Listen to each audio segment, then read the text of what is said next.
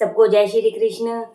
आज श्रीमद् भागवत महापुराण की कथा के 10वें स्कंद की कथा का तीसरा दिन है और आज का अध्याय है भगवान श्री कृष्ण का प्राकट्य। जब परम शोभायमान और सर्वगुण संपन्न घड़ी आई, चंद्र रोहिणी नक्षत्र में आया, दिशाएं स्वच्छ हुई, आकाश निर्मल हुआ, नदी का नीर निर्मल हुआ, वन में पंछी और भंवरे गुनगुनाने लगे, शीतल सुगंधित पवित्र हवा बहने लगी, महात्माओं के मन प्रसन्न हुए, स्वर्ग में दुधुम्बी बजने लगी, मुनि और देवगण आनंद से पुष्प वृष्टि करने लगे और परम पवित्र समय आ गया। भादो मास के कृष्ण पक्ष की अष्टमी की मध्य रात्रि का समय संपन्न हुआ और कमल नयन चतुर्भुज नारायण भगवान बालक का रूप लेकर वसुदेव देवकी के समक्ष प्रकट हुए। भगवान ने अपने श्री हस्तों में शंख, चक्र, गदा और पद्म धारण किए हैं। चारों ओर प्रकाश बिखर गया। उनका चतुर्भुज स्वरूप यह बताता है कि उनके चरणों की शरण लेने वालों के चारों पुरुषार्थ वे सिद्ध करेंगे। जो भक्त अनन्यता से मेरी आराधना करता है, उसके धर्म, अर्थ, काम, मोक्ष चारों पुरुषार्थ मैं सिद्ध करता हूँ और उसकी हर प्रकार से रक्षा करता हूँ। संपत्ति और संतति का सर्वनाश हो गया था, फिर भी वसुदेव देवकी दीनता पूर्वक ईश्वर की आराधना करते हैं। प्रभु ने कहा, मेरे चतुर्भुज स्वरूप का दर्शन कर लीजिए और 11 वर्ष तक मेरा ध्यान करते रहिए। मैं अवश्य आपके पास आऊंगा। भगवान का चतुर्भुज स्वरूप अदृश्य हो गया और 2 छोटे छोटे हाथों वाले बाल कन्हैया प्रकट हुए। बोलो बाल कन्हैया लाल की जय। प्रभु प्रत्यक्ष प्रकट हो जाएं, फिर भी ध्यान की तो आवश्यकता बनी ही रहती है। ज्ञान दीप प्रकट होने के बाद भी एकाध इंद्रिय द्वार खुला रह जाने पर विष रूपी पवन प्रविष्ट होकर ज्ञान दीप को बुझा देता है।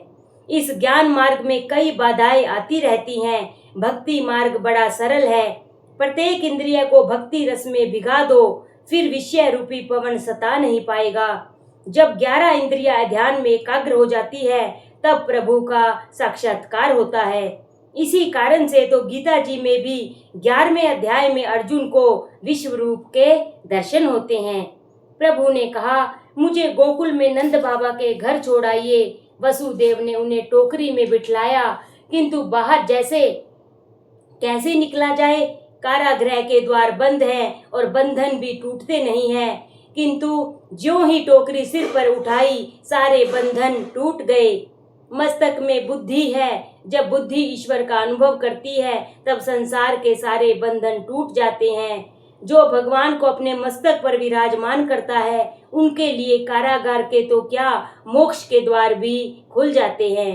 हाथ पांव की बेड़ियां टूट जाती हैं, नदी की बाढ़ भी थम जाती है।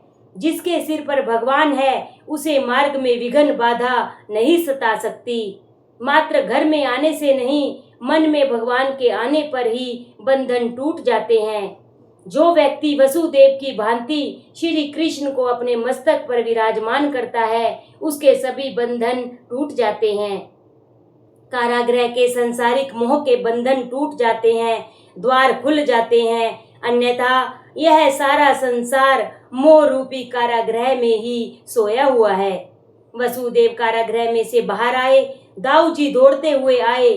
शेषनाग के रूप में बाल कृष्ण पर छत्र धारण किया। यमुना जी को अत्यंत आनंद हुआ। दर्शन की तृप्ति नहीं हो पा रही थी। मेरे प्राणनाथ से मिलना है। यमुना में जल बढ़ गया। प्रभु ने लीला की। टोकरी में से अपने पांव बाहर की ओर बढ़ा दिए। यमुना जी ने चरण स्पर्श किया और कमल भेंट किया। प्रथम दर्शन और मिलन का आनंद यमुना जी को दिया। धीरे धीरे पानी कम हो गया। वसुदेव गोकुल में आ पहुंचे। योग माया के आवरणवश सारा गांव गहरी नींद में डूबा हुआ था। वसुदेव ने श्री कृष्ण को यशोदा के गोद में रख दिया और बालिका स्वरूप योग माया को उठा लिया। वसुदेव ने सोचा कि अब भी उनका प्रारब्ध कर्म बाकी रह गया है, तभी तो भगवान को छोड़कर माया को गले लगाने का अवसर आया है। वसुदेव योग माया को टोकरी में बिठलाकर वापिस कारागृह में आ पहुंचे। ब्रह्मा संबंध होने पर सभी बंधन टूट गए थे। अब माया आई तो बंधन भी आ गए। वसुदेव गोकुल से माया को अपने सिर बिठला कर लाए, सो फिर बंधन आ पहुंचा और कारागृह के द्वार बंद हो गए। माया बंधन करता है। भगवान की आज्ञा के कारण ही तो वसुदेव ने बंधन को स्वीकार किया है। अब कारागृह में देवकी की गोद में सोई हुई योग माया रोने लगी। सेवकों ने शीघ्र कंस को संतान के जन्म का समाचार दिया। कंस दौड़ता हुआ आया। कहाँ है मेरा काल, मुझे सौंप दो उसे। कंस योग माया के पांव पकड़कर उन्हें पत्थर पर पीटने लगा, किंतु माया कभी किसी के हाथ आई भी है। आदि माया ने तो कंस के ही सिर पर एक लात जमा दी और हाथों से छूटकर आकाशगामी हो गई। आकाश में उन्होंने अष्टभुजा जगदम्बा भद्रकाली का रूप धारण किया। उन्होंने कंस से पुकार कर कहा, अरे पापी, तेरा काल तो अवतरित हो गया है और सुरक्षित है। कंस ने पश्चाताप करते हुए वसुदेव देवकी से अपने अपराध की क्षमा मांगी। इधर जन्माष्टमी के दिन नंद जी ने 12 बजे तक जागरण किया। शांडिल्य के कहने पर सभी सो गए थे और गहरी नींद में डूब गए थे। बालकृष्ण जब नंद जी के घर आए तब नंद बाबा सोए थे। नंद बाबा ने स्वप्न में देखा कि कई बड़े बड़े ऋषि मुनि उनके आंगन में पधार रहे हैं। यशोदा जी ने श्रृंगार किया है और गोद में एक सुंदर बालक खेल रहा है। उस बालक को मैं निहार रहा हूँ। शिव जी भी उस बालक का दर्शन करने हेतु आए हैं। नंद बाबा प्रातः काल जागृत होने पर मन में कई संकल्प विकल्प करते हुए गौशाला में आए। वे स्वयं गौ सेवा करते थे। गायों की जो प्रेम से सेवा करता है उसका वंश नष्ट नहीं होता। नंद बाबा ने प्रार्थना की, हे नारायण, दया करो, मेरे घर गायों के सेवक गोपाल कृष्ण का जन्म हो। उसी समय बालकृष्ण ने लीला की। पीला चोला पहने हुए, कपाल पर कस्तूरी के तिलक वाले बालकृष्ण घुटनों के बल बढ़ते हुए गौशाला में आए। इस बालक को नंद जी ने देखा तो उनके मन में हुआ, अरे यह तो वही बालक है जिसे मैंने स्वप्न में आज ही देखा है। बालकृष्ण ने नंद बाबा से कहा, बाबा, मैं आपकी गायों की सेवा करने के लिए आया हूँ। गौशाला में आए हुए कन्हैया को नंद जी प्रेम से निहारते हुए स्तब्ध से हो गए। उन्हें देह भान तक नहीं रहा। बालकृष्ण के दर्शन से वे समाधिस्थ से हो गए। उन्हें कुछ ज्ञात ही नहीं हो रहा था कि वे जाग रहे हैं या सो रहे हैं। सुनंदा को यशोदा की गोद में बालकृष्ण की झांकी हुई तो वह दौड़ती हुई गौशाला में भाई को खबर करने आई, भैया भैया, लाला भयो है। आनंद ही आनंद हो गया। श्री कृष्ण हृदय में आ गए। नंद जी ने यमुना जी में स्नान किया। आज जन्म उत्सव के उपलक्ष्य में स्नान किया जाना था। उनको सुवर्ण के आसन पर बिठाया गया। शांडिल्य मुनि ने उनको दान करने को कहा। नंद जी ने कहा, जो चाहो सो ले सकते हो। नंद बाबा ने बड़ी उदारता से दान किया। दान से धन की शुद्धि होती है। गायों का दान किया गया। कई वर्षों तक तपश्चर्या करने पर भी महान ऋषि मुनियों का काम नष्ट न हुआ, अभिमान निशेष न हुआ, तो वे सब गोकुल में गाय का अवतार लेकर आए। उन्होंने सोचा था कि ब्रह्मा संबंध होने पर वे निष्काम होंगे।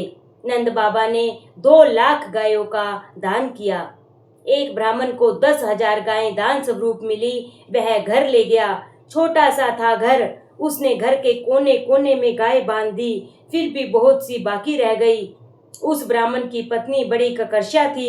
वह अपने पति से कहने लगी, कोई चाहे जितनी गाय दे, किंतु तुम सबको ले क्यों आए? इतनी सारी गाय देने वाला कौन निकल पड़ा? ब्राह्मण, अरे तू जानती ही नहीं है क्या? नंद बाबा के घर पुत्र रतन जन्मा है। उन्होंने आज हजारों गायों का दान किया है। नंद बाबा के घर पुत्र जन्म की बात सुनकर ब्राह्मणी आनंदित हो गई। पति पत्नी आनंद से मानो नाचने लगे। नंद घर आनंद भयो, जय कन्हैया लाल की। गांव के एक एक व्यक्ति को लगता है कि कन्हैया उसी का है। गांव की सभी गोपियों में कन्हैया के जन्म की बात फैल गई तो वे सब भी उनके दर्शन के लिए दौड़ चली। मानो नवदा भक्ति दौड़ती हुई ईश्वर से मिलने के लिए जा रही हो। गोपियों का एक एक अंग कृष्ण मिलन और कृष्ण स्पर्श के लिए आंदोलित हो रहा है।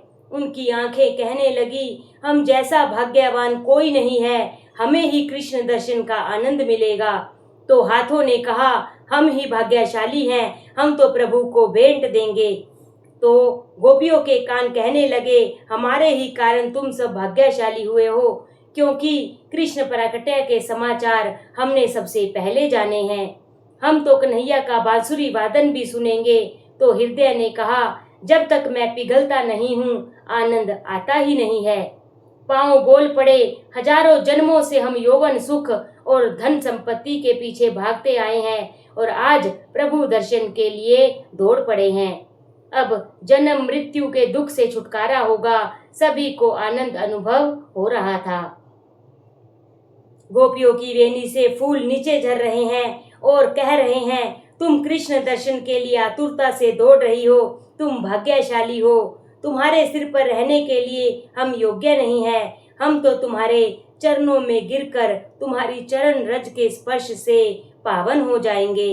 यशोदा की गोद में खेलते हुए सर्वांग सुंदर बाल कृष्ण का गोपियां दही से अभिषेक करने लगी। निर्धन गोपियां दूध और दही लेकर आई हैं। कृष्ण जैसे लाल के दर्शन होने पर आनंद वेश से वे भान भूल गई और स्वयं को ही दूध दही से नहलाने लगी। सभी गोपियों का मन कन्हैया ने आकर्षित कर लिया। हृदय में आनंद का पारावार उमड़ पड़ा है। गोपियां जितना लेकर आई हैं उसका 10 गुना बढ़ाकर वापस लौटाना है। किसी को चांदी की थाली दी गई तो किसी को चंद्रहार। यशोदा ने सोच लिया था कि घर का सर्वस्व क्यों ना लूट जाए, किंतु सभी का आशीर्वाद और शुभेच्छा पानी है। गोपियां जो कुछ भी मांगे दिया जाए। आनंद में पागल गोपियां कन्हैया की जय जयकार कर रही हैं। एक ने तो कहा, यदि देना है तो मुझे कन्हैया ही दीजिए। यशोदा ने उसे अपने पास बिठलाकर उसकी गोद में लाला को बिठलाया। आनंद आनंद आनंद। हजारों जन्मों से बिछड़ा हुआ जीव आज प्रभु से मिल पाया। ईश्वर से मिलन होने पर जीव आनंद में झूम उठता है। पुरुष तो सभी बाहर रह गए, किंतु गोपियां तो अंदर पहुंचकर आनंद से नाच रही हैं। पुरुष अहंकार अभिमान का रूप है और स्त्री नम्रता दीनता की। जो गोपियों की भांति नम्र बनकर जाता है उसे ही ईश्वर की राजसभा में प्रवेश मिलता है। अहंकारी को वहां प्रवेश नहीं मिल सकता। नंद के घर सभी को आनंद देने वाले के घर परमानंद कन्हैया प्रकट हुआ। सभी के आशीर्वाद प्राप्त करोगे तो तुम्हारे घर सर्वेश्वर आएंगे। सभी का आशीर्वाद लेना वैसा तो बड़ा दुष्कर काम है, किंतु किसी के निश्वास तो कभी न लो। किसी की भी बद्दुआ नहीं लोगे तो तुम भी नंद के समान हो जाओगे। नंद यति सर्वजनान स नंद है। वाणी, बर्तन, व्यवहार और विचार से जो सभी को आनंद देता है वही नंद है। सभी का आदर करो। आदर दान सर्वोत्तम दान है। सभी जीव को शिव स्वरूप मानकर सभी का आदर करो। ज्ञानी का लक्षण ही यह है कि उसके व्यवहार से किसी को अशांति और उद्वेग न होने पाए। औरों के वर्तन से अपने मन को कभी अशांत और विचलित न करना। नंद बाबा सदा सर्वदा आनंद में रहते थे और औरों को आनंद देते थे। ऐसे नंद के घर ही परमानंद पधारते हैं। सभी को आनंद न दिया जा सके तो कोई बात नहीं, किंतु दुख तो किसी को भी न दो। कोई दुखी हो जाए ऐसा कभी मत करना। आजकल लोग वर्ष में एक ही बार नंद महोत्सव बनाते हैं, किंतु प्रतिदिन नंद महोत्सव बनाना चाहिए। रोज प्रातःकाल 4 बजे से 5:30 बजे तक नंद महोत्सव मनाया जाए। उत का अर्थ है ईश्वर और सब का अर्थ है प्राकट्य। ईश्वर का प्राकट्य ही उत्सव है। उत्सव में धन भोग आदि नहीं, प्रेम ही मुख्य है। मंदिर में नहीं, अपने घर में ही नंद महोत्सव मनाया जाए। जीवात्मा का घर हमारा शरीर ही तो है। नंद महोत्सव का अर्थ मिठाई बांटना या दूध दही उडेलना नहीं है। ऐसा करने पर तो आनंद का अतिरेक हो जाएगा। उत्सव तो हृदय में होना चाहिए, हृदय में मनाना चाहिए। ईश्वर का प्रकटय होने पर मनुष्य को देह में रहते हुए भी देह का भान नहीं रह पाता। देह धर्म भूलने पर ही उत्सव सफल होता है। परमात्मा को हृदय में पधराओ। हृदय में परमात्मा का प्राकट्य होने पर भूख प्यास नहीं सताती। जो हर रोज नंद महोत्सव मनाता है उसका सारा दिन आनंद में बीत जाता है। निर्धन व्यक्ति भी यह महोत्सव मना सकता है। इस महोत्सव में धन नहीं, मन ही प्रधान है। नंद महोत्सव की तैयारी तो करनी ही पड़ती है। अपने शरीर को मथुरा और हृदय में गोकुल बनाओ और फिर नंद महोत्सव मनाओगे, तभी हृदय गोकुल में परमात्मा प्रकट होंगे। गो का अर्थ है इंद्रिय और कुल का अर्थ है समूह। गोकुल का अर्थ है इंद्रियों का समूह अर्थात हृदय। शरीर मथुरा है और हृदय गोकुल। नंद जीव है, इस शरीर को मथुरा बनाना है। हृदय गोकुल में बाल कृष्ण को पधराओ। मन को आसक्ति से बचाओगे तो शरीर मथुरा बनेगा और हृदय गोकुल। पवित्र काया ही मथुरा है। महाप्रभु जी की आज्ञा है, मथुरा और मधुरा एक है। काम सुख और संपत्ति मद है। इन दो मदों से जो अपने को बचाता है उसी का शरीर मथुरा बन सकता है। इन दो वस्तुओं में फंसा हुआ है मन, इस मन को ही बचाना है। मनुष्य कई बार तन से तो काम सुख का त्याग करता है किंतु मन से नहीं करता है। तन से तो त्याग करें किंतु मन से न करें तो वह त्याग दंभ मात्र है। इन दो वस्तुओं में माया है, इन दोनों में से मन को बचाना है। दो वस्तुओं को प्रभु ने आसक्तिपूर्ण बनाया है, स्त्री और धन। इन दो आसक्तियों में से मद सा आकर्षण है। इन दोनों से हमें बचना होगा। संपत्ति, शक्ति और भोग की उपस्थिति होने पर भी मन को बचाए रखना ही सच्चा संयम है। अन्यथा धातुषु क्षीयमानेषु शम कस्य न जायते।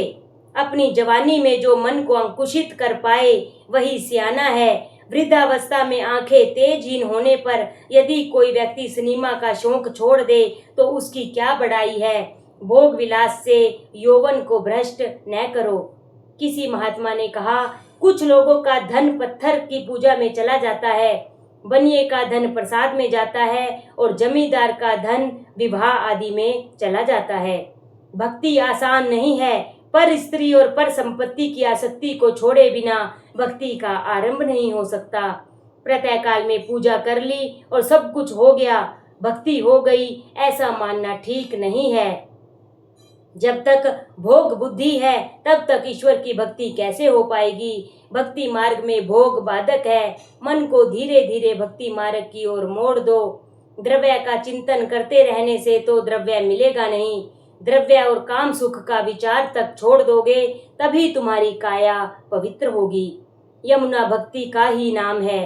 शरीर को मथुरा बनाना है, हृदय को गोकुल, तो भक्ति यमुना के किनारे पर बसना होगा। यमुना का भक्ति का किनारा कभी न छोड़ना। 24 घंटे भक्ति तट पर रहोगे तभी तुम्हारा शरीर मथुरा और हृदय गोकुल बन पाएगा।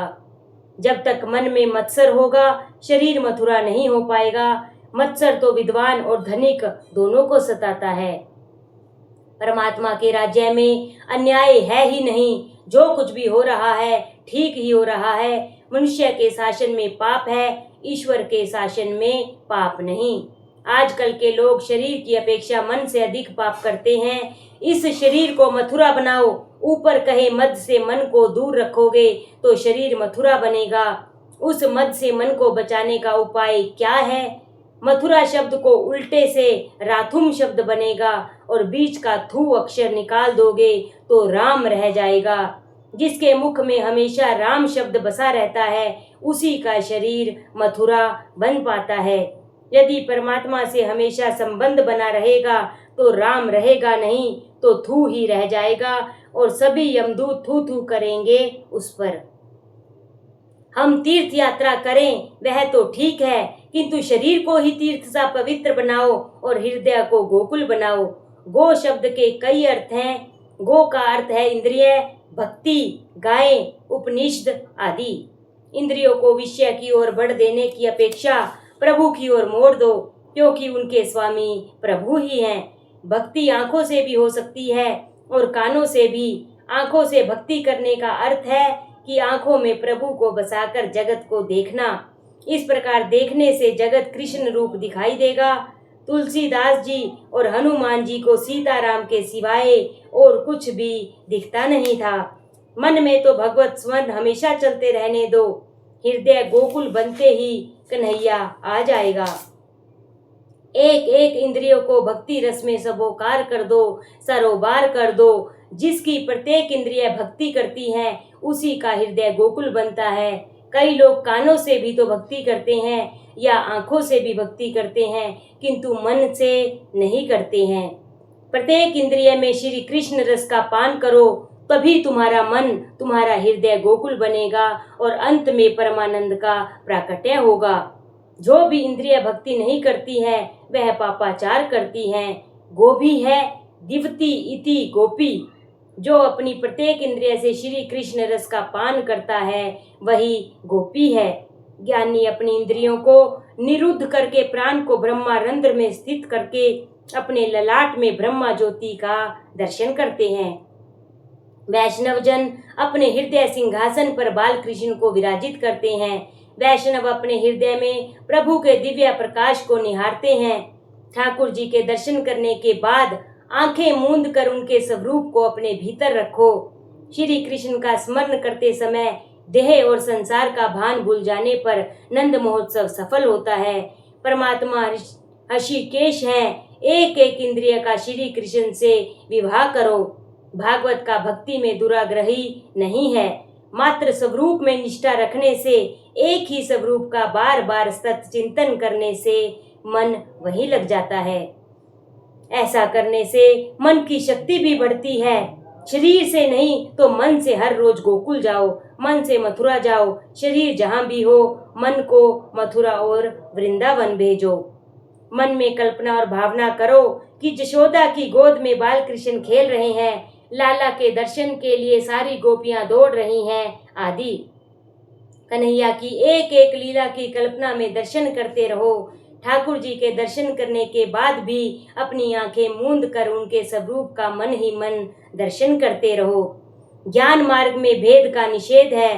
भक्त भक्ति के द्वारा भगवान के साथ एक हो जाता है। दोनों का ध्येय एक ही है। भक्ति में आरंभ में भेद है और आगे चलकर प्रभु के साथ भक्त एक हो जाता है। ध्यान में, दर्शन में तन्मयता होने पर नंद महोत्सव संपन्न होता है। जब तक जगत का भान है तब तक सच्चा आनंद नहीं मिलता है। देह भान होने पर देव दर्शन नहीं हो पाता है। देह भान भूले बिना दर्शन में सच्चा आनंद नहीं मिल पाता। ध्यान के बिना ईश्वर का साक्षात्कार नहीं हो पाता। वसुदेव और देवकी ने 11 वर्ष तक प्रभु का ध्यान किया था। ध्यान करने वालों को यह भी भूल जाना चाहिए कि वह ध्यान कर रहा है। अपने पिता को और जगत को भूलकर ईश्वर भाव ही शेष रहे, तभी अद्वैत संपन्न होता है। देह और जगत का भान भूलकर जो ईश्वर भाव शेष रहता है वही अद्वैत है। संतों का जीवन पढ़ोगे तो ज्ञात होगा कि उन्होंने जीवन भर कष्ट सहन किया है। संसारिक व्यवहार से तो वे बड़े दुखी रहे, किंतु उनका मन अलिप्त रहता था। अपनी पत्नी की मृत्यु पर नरसिंह मेहता ने कहा, भलुम थयुम भांगी जंजाल, सूखे बंजीशु श्री गोपाल। अर्थात अच्छा ही हुआ कि जंजाल नष्ट हो गया। अब तो बड़े चैन से मैं श्री गोपाल की भक्ति करूंगा। बोलो श्री कृष्ण भगवान की जय। बोलो श्रीमद् भागवत महापुराण की जय।